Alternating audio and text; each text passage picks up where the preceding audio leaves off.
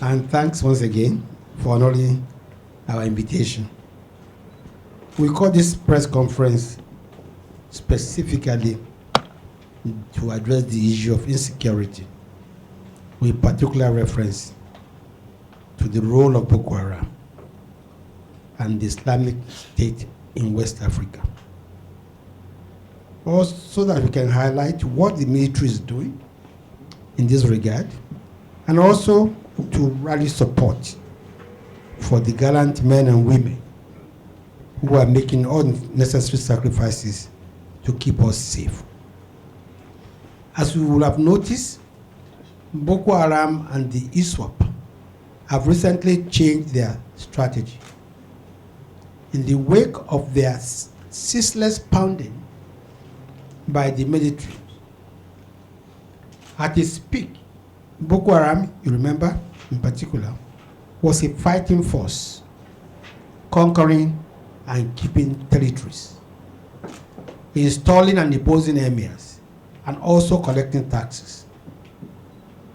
He then had the capability and capacity to take the battle to many states, mostly in the north, as well as the Federal Capital Territory, where it bombed the police headquarters, the UN complex, shopping complex, and even motor parks here in Abuja.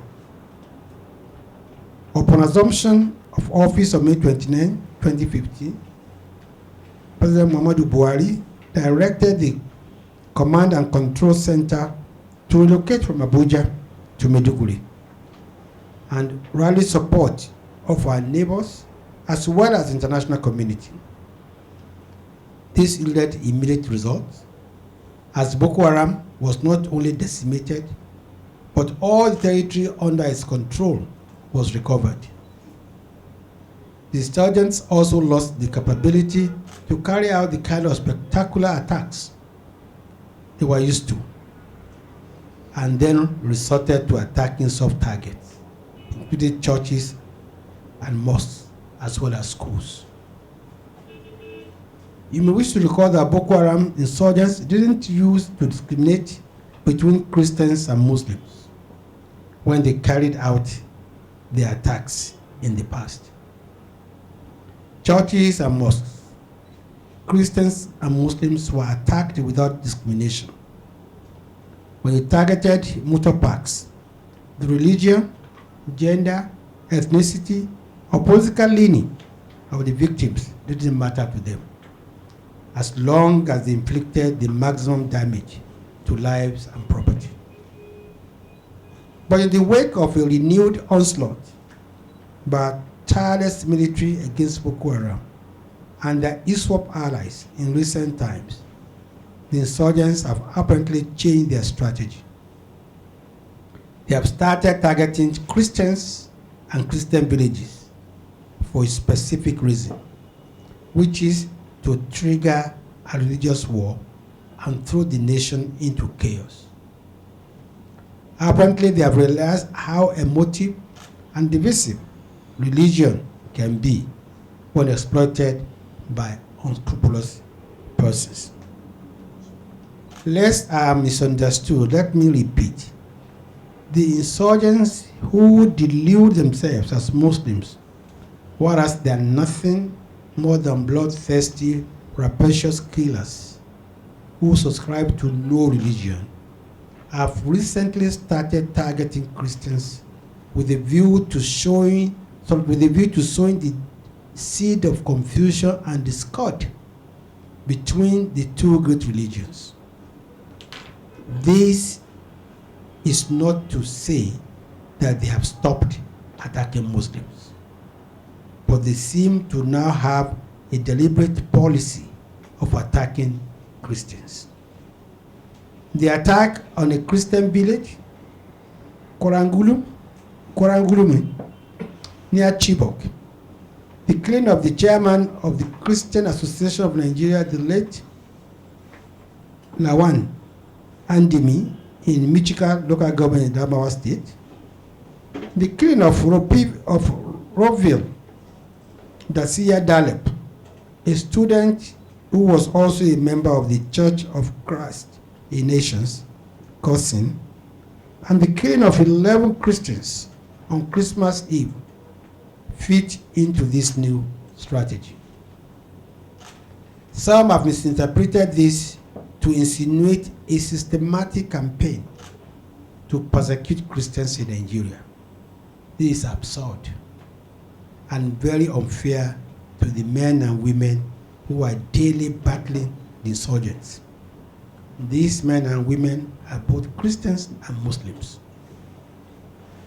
The truth is that having run out of options in their battle against Nigeria, the insurgents are desperate to stay relevant, to stay in the news, hence their cowardly and senseless strategy targeting Christians as part of their increasing resort to the use of guerrilla tactics.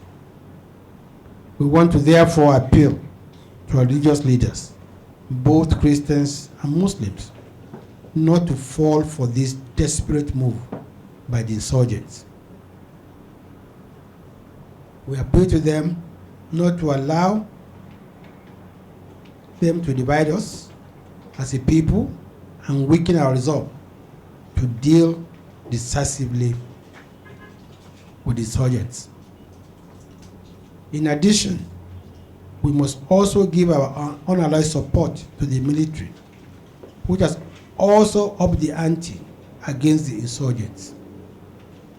The resort to the increasing use of guerrilla tactics by the insurgents is a sign of weakness on their part. Contrary to the belief in certain quarters, these insurgents are getting weakened by the day.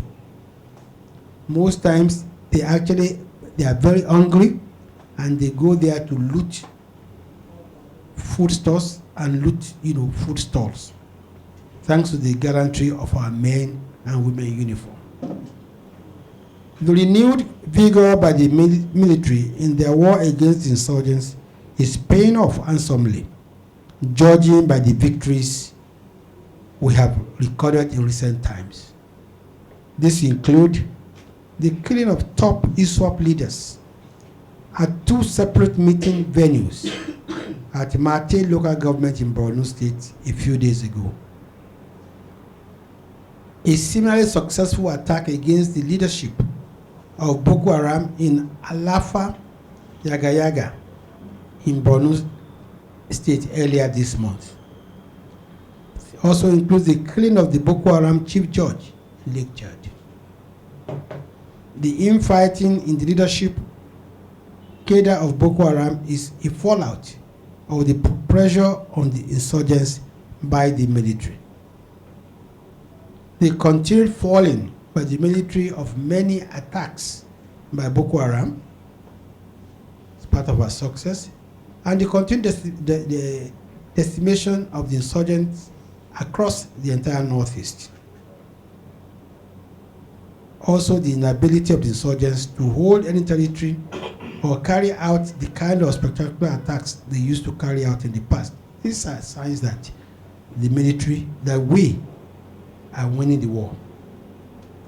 Apart from fighting insurgents, please note that the military also continue to carry out development programs in the Northeast as part of efforts to win the hearts and minds of the populace, because we believe that this war will be won not just by kinetic but also by the soft approach.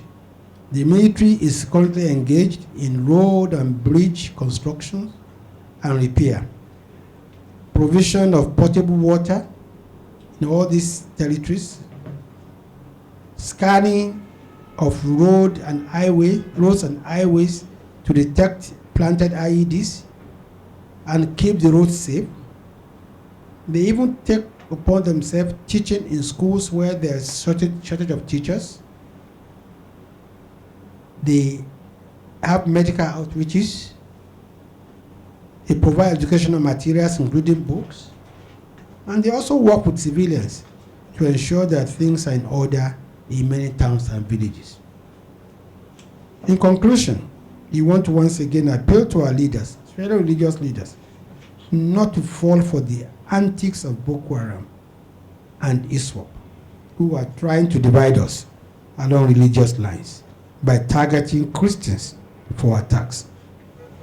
This is the last desperate move by a decimated and disillusioned band of killers and psychopaths to stay relevant amid constant decimation by our gallant troops.